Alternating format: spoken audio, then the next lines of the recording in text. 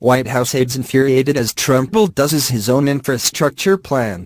As a candidate, Donald Trump repeatedly railed against America's crumbling roads and bridges, dilapidated airports, and factories moving overseas to Mexico, adding that such problems could all be fixed only by me.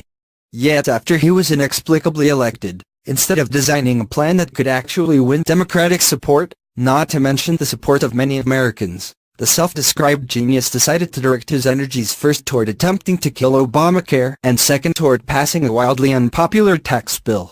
Now, with those two issues out of his system, the former real estate developer who reportedly flies into a rage at the sight of a pothole will turn to infrastructure.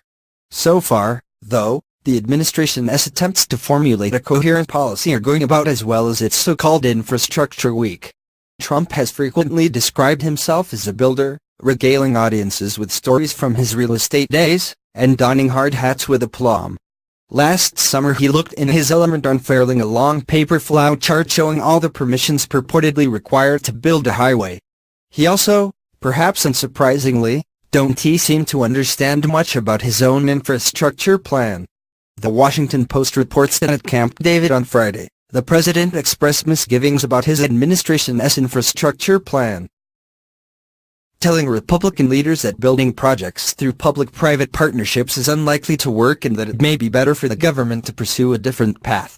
Unfortunately, it seems no one informed Trump as spokespeople of his change of heart. According to the Post, Trump's repeated grumbling about the workability of public-private partnerships has infuriated and surprised some administration aides who have worked on the plans for months, especially as they were aiming to release their goals later this month. In short, it looks like this rollout is set to go about as well for Cohn as the one that preceded tax reform. Perhaps having heard that Cohn wouldn't commit to sticking around the White House for more than 5 days, on Saturday Trump pulled his economic advisor up on stage and asked, "Are you happy, Gary?" "Yes, I am happy," Cohn with all the enthusiasm of a hostage. "How was that?"